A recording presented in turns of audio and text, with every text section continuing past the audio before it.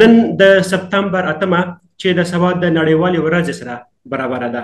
دغه ورځ د نړۍ په بیلابیلو هیوادونو کې نمانځل کیږي او د زده کړو د ارزښت، مسلکیتوب او پراختیا په تړاو بحثونه کیږي.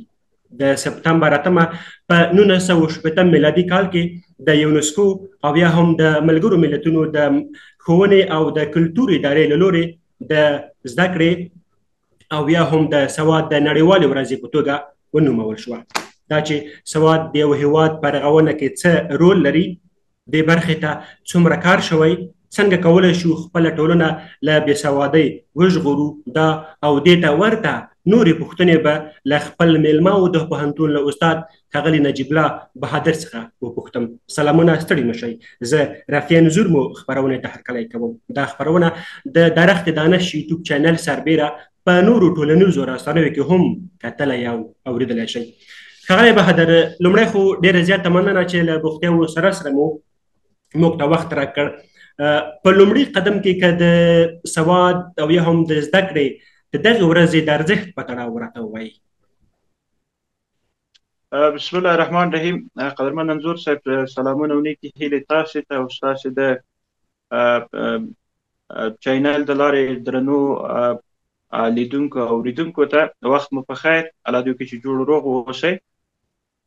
لکه څنګه چې موږ او تاسو پوهیږو، زده کړه، علم یا سواد د انسان په ژوند کې هغه یو اساسي او مهم رول لوبوي.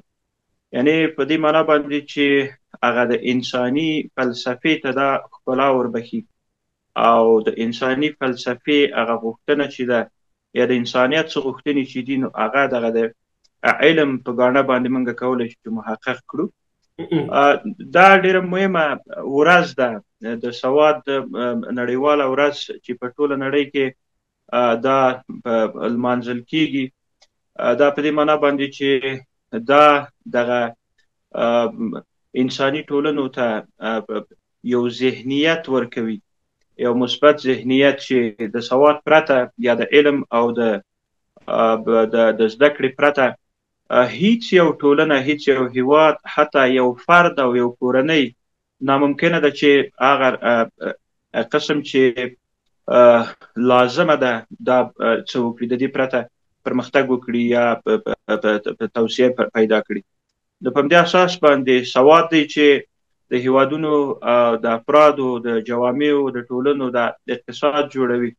سواد دی چې د هیوادونو هغه هیوادونه پرمختګ او توسعه ته البته بیایي او یا پرمختګ ورکوي. نن په نړۍ کې موږ او تاسو وګورو، هغه هیوادونه یا هغه ملتونه تر ټولو زیات هغه پرمختللي او هیوادونه دي چې هغوی زده کړې کړي دي، سواد زده کړی دی، علم زده کړی دی، مسلکي حرفوي زده کړې لري. او هغه هیوادونه په پرتلیز شکل باندې موږ وګورو، بیچاره هیوادونه دي، هغه ملتونه بیچاره ملتونه دي متاسفانه چې هغوی زده کړې نه دي کړي، علم ته یې ډېره توجه نه ده کړې او سواد په کافي اندازه نه لري. نو دا زده کړې دي یا سواد دی یا علم دی چې د فرد نه شروع بیا تر ټولنو، تر جوامعو، تر هیوادونو ټولو ته هغه خوشبختي وربخي. ډېره مننه ښاغلی بهادر. د سواد د کچې د لوړېدو په موخه د ښوونکو او همداراز د نورو علمي ادارو رول څنګه ارزوئ؟ داسې دی چې د سواد د کچې لوړول دا د ټولو افرادو، د ټولو اشخاصو، د ټولو انسانانو دا د وجایبو څخه دي، د اساسي وجایبو څخه. علل خصوص یو ښوونکی یا معلم یا استاد او بیا ترڅنګ د سپورت او حمایت په موخه باندې هیوادونه دا په دغه برخه کې خورا زیات مهم رول لري، ځکه دا د دوی مسؤلیت دی. هغه کسان چې په دې برخه کې کار کوي د استاد په صفت باندې، که هغه په تعلیمي اداراتو کې اوسي، که هغه په تحصیلي اداراتو کې اوسي، هغه باید دا د خپله اساسي وجیبه او اساسي مسؤلیت وګڼي او بالاخره داسې دغه برخې ته یعنی ډیر زیات کار وشي، ځکه انساني پرمختګ او پیشرفت او ترقی بغیر د علم نه په بله برخه کې شته نه. ما مخکې اشاره ودرلودله چې بختور هیوادونه یا هغه خوشبخته ملتونه هغه ملتونه دي چې هغوی په دې برخه کې کار کړی دی، د علم ته کار کړی دی، سواد ته کار کړی دی، یعنی علمي ټولنې رامنځته کړي دي. نو په دې اساس باندې دا د ټولو وجیبه ده، علی الخصوص د ښوونکو، د معلمانو، د استادانو دا وجیبه ده چې په هرو شرایطو کې ولو هر شرایط اوسي دوی هغه د خپل د زړه د اخلاصه دغه اساسي هغه مسؤلیت باید چې د خپل د ملتونو پر وړاندې په سم شکل باندې ادا کړي، ترڅو چې ټولنې د بدبختۍ او د بدمرغۍ څخه وژغوري. ډېره مننه ښاغلی بهادر. که راشو د ښوونکو د مسلکیتوب په تړاو بحث وکړو، اوس هم د هیواد په لرو برخو کې او د لرو پرتو سیمو کې ډېری ماشومان زده کړو ته لاسرسی نه لري، او که لري هم ښوونکي په هغه کچه نه دي چې څومره چې د یوې ټولنې او څومره چې د یوې علمي ټولنې غوښتنه او تقاضا ده. تاسو په باور باندې اوس په هیواد کې آیا ښوونکي تر ډېره پورې مسلکي شوي دي، یعنې مسلکي روزنه یې ترلاسه کړې ده؟ قدرمن انځور صاحب، زه په خپله هم یا به ښه وي یا به بد وي، خو د دغه برخې ویاړ او افتخار په غاړه دی چې تقریبا د 2 نه تر 3 کالو پورې ما په معارف وزارت په چوکاټ کې د ښوونکي هغه مقدسه وظیفه اجرا کړې، او د هغې نه وروسته میا تقریبا دغه د 1 کال په پوره کېدو دي چې په تحصیلي برخه کې هم زه په دغه چارو باندې بوخت یم. یعنی د یو داسې یو کس په توګه باندې چې په دغه دواړو برخو کې ما کار کړی دی، داسې ویلی شم چې صحیح ده. یعنی د پخوا په څیر به دې برخې ته علی الخصوص د معارف برخې ته به کار شوی وي، خو لا هم ډېرې زیاتې ستونزې شته دي. حتی په ښارونو کې هغه لرې پرتې سیمې او خو لا په ځای پرېږده چې په ښارونو کې چې د هر څه زمینه مساعده وه او باید کار شوی و دې ته، متاسفانه دې برخې ته دومره کار نه دی شوی. په ډېر تاسف سره باید سړی ووایي ښوونکي په هغه رقم چې باید لازمي ده چې څنګه د خپل په هغه برخه کې په مسلکي شکل باندې کار وکړي او په مسلکي شکل باندې دوی مخ ته لاړ شي او داسې یو نسل تربیه کړي چې هغه یو اصلاح شدن نسل واوسي، او داسې یو شاګرد تربیه کړي چې هغه د ټولنې دپاره یعنی د یو مفید عنصر په توګه باندې وړاندې کړي. متاسفانه داسې یو کار تر اوسه پورې چې بنیادي دغه ستونزې او مشکلات حل کړي په افغانستان کې نه دی شوی. دا په دې معنی نه دی چې سړی مثلا په دې برخه کې منفیګرایي وکړي، ولې خو شته واقعیتونه، حقیقتونه سړی ویني. همدغه شرایطو کې هم یعنی اوس چې ما ورته لګیا یو په دې کې هم د ځینو مکاتبو نه چې کله ناکله سړی پیښیږي ګوري هلته شاګرد په ډېر بد حالت کې دی، شاګرد د رواني لحاظه نه دی تربیه شوی، هغه اساسي مسیر د دوی چې تعلیم دی په هغې برخې ته د دوی ذهن نه دی معطوف شوی. لا هم شاګرد داسې یو تاسو په باور باندې ښاغلی بهادر چې لا هم د هیواد په ډېرو پرتو سیمو کې تاسو ویل چې په مرکز پلازمینه کې داسې سیمې هم شته چې ښوونکو ته تر ډېره پورې مسلکي روزنه ورکړل شوې نه ده، او په دې برخه کې لا هم زیات کار ته اړتیا وینئ.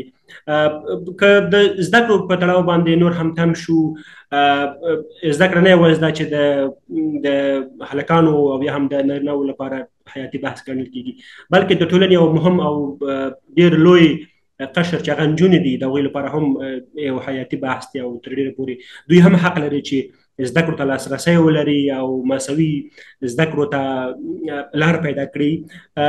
د نجونو او د هلکانو د زده کړو په تړاو که راته ووایي چې آیا نجونې هم د یوې ټولنې مهم بحث دی له شک پرته، او تر اوسه پورې څومره کار ورته شوی دی چې دوی هم خپل هغه اساسي حق ته لاسرسی ومومي؟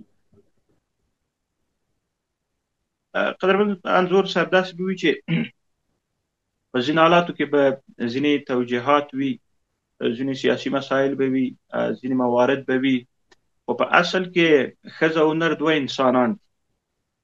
او هر انسان خدای پاک د خپل مخاطب ګرځولی دی چې وعلمو تاسو علم زده کړئ.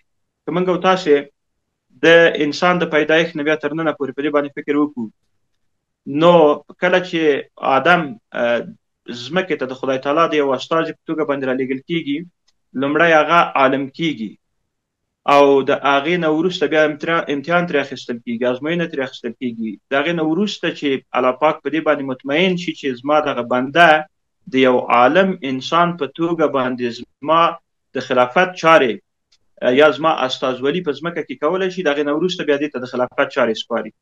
همداسې مثلا که موږ او تاسې وګورو په دې په ټولو پیغمبرانو کې هر پیغمبر چې د هغه د مبعوث شوی دی، د مسؤلیت ورکړل شوی دی د پیغمبرۍ، لومړی هغه عالم شوی دی او د هغې نه وروسته بیا دته د پیغمبرۍ هغه موقف ورکړل شوی دی. د هغې نه راوروسته تر دې دغه یعنې دا په دې معنا باندې چې ښځه او نر دا عیني حقیقتونه واقعیتونه دي په دنیا کې، او د هر کور او د هر ټولنې دا د هغه د پیشرفت او ترقۍ دوه وزرې دي. که چېرته یعنې فکر وکړئ چې دا ټولنه یا دغه یو هیواد دا یو مرغۍ ده، الوزي د پیشرفت او ترقۍ او د خپل د مسیرو د اهدافو طرف ده. دغه د ټولنې د الوتو لپاره دوه وزرونه حتمي دي، یو وزر نر دی، یو وزر ښځه دی. که موږ څومره توجیهات ولرو، که هره خبره وکړو، یعنی دا په دا معنا نشي کېدلی چې ښځه دې بېسواده وي. ښځه باید باسواده وي، ښځه باید ډاکټره وي، ښځه باید انجینره وي، ښځه باید قاضي وي، ښځه باید په کریمینالیستیک کې وي، ښځه باید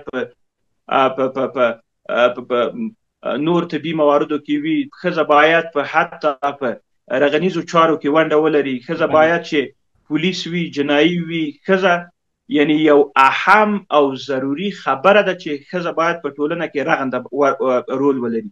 که چېرته دغه وزر یا دغه اړخ د ټولنې دا فلج وي یا دا بې علمه وي، نو فکر وکړه چې د خپل نارینه هم د ډېرو ستونزو سره مخامخ وي.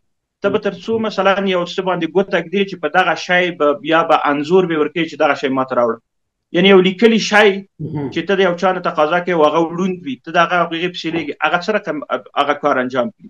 یعنې په دغه ټولو مواردو کې تاسې یو معنا لري قدرمن انځور صاحب، لکه د یو څوک چې په یو اقتصادي برخه کې زه او ته یو، هغه شراکت کوو سره، ته ډېر پیسه دار یې، ټولې پیسې ستا دي او زه هیڅ نه لرم، آیا کېدلی شي چې دغه شراکت مخته لاړ شي په دغه شکل باندې؟ د ښځې او د نر ژوند او زندگی په دې دنیا کې دغسې یو معنا لري چې که چېرته دواړه علی سویه عالم واوسي، باسواده واوسي، دا ژوند د ډېرو مخاطراتو نه بچ کېدلی شي، د ډېرو ستونزو نه بچ کېدلی شي. او که چېرته داسې وي چې یو اړخ د دې ژوند چې ښځه ده دا مطلقه بېسواده واوسي، نر هم نشي کولی چې په هغه سرعت چې دی د خپل اهدافو ته او د ژوند د هغه هوساینو ته باید ورسېږي، نشي رسېدلی. یعنې دا هم د شرعي لحاظه او هم د نورو هغه اړتیاو او ضرورتونو پر اساس باندې ښځه باید په ټولنه کې باسواده وي. اصلا دا منطق او عقل نشي منلی چې ښځه بېسواده واوسي. ډېره مننه ښاغلی بهادر. که راشو دې برخې ته له تېرو دوو لسیزو او یا هم د دوه نیمو لسیزو را په دې خوا د هېواد په بېلابېلو برخو کې په ځانګړې توګه مرکز پلازمینه کې خصوصي سکتور هغه څه و چې تر ډېره پورې د زده کړو په برخه کې کار کړی دی او یا هم په ډېرو برخو کې کار کړی دی او ګڼ شمېر ځوانان یې ټولنې ته وړاندې کړي دي. تاسې په باور باندې دغه سکتور لا هم خپل اغیزه لري او که نه په یو ډول باندې یوازې د زده کړو پر ځای باندې یوازې خپله مادیاتو ته ډېره زیاته پاملرنه کوي؟ تاسې په باور باندې خصوصي سکتور د زده کړو او بیا هم د سواد د عامېدو په برخه کې څومره رول لري؟ تاسو چې انځور صاحب ممکنه ده دا په دولتي برخو کې هم او په خصوصي برخه کې هم په داسې یو ټولنه کې چې موږ تاسو ژوند کوو ستونزې او مشکلات به موجود وي. ولې خبره دا ده چې خصوصي سکتور یا خصوصي پوهنتونونه او یا خصوصي مکاتب چې دي د دولتي مکاتب او پوهنتونو ترڅنګ دا ډېر یو لویه لاسته راوړنه ده او ډېر لوی کومک کولی شي د یو هیواد دپاره. یعنې تاسو ته به زه یو مثال درکړم. په خوست کې یو سړی د خوست ولایت نه امتحان ورکوي، کانکور امتحان، او هغه هلته په هغې ولایت کې بې نتیجې پاتې کېږي، یعنې دولتي پوهنتون ته لاره نشي پیدا کولی، نو آیا دا امکان لري چې هغه دې بیا د خوست ولایت نه تر کابل راشي او دلته د خپله هغه تحصیلي بهیر مخته یوسي؟ ولې خوشبختانه اوس موږ او تاسې د افغانستان په اکثریتو ولایتونو کې، په ډېرو ولایتونو کې البته، د خصوصي پوهنتونو، خصوصي ښوونځیو، د دولتي پوهنتونو ترڅنګ خصوصي پوهنتونونه لرو.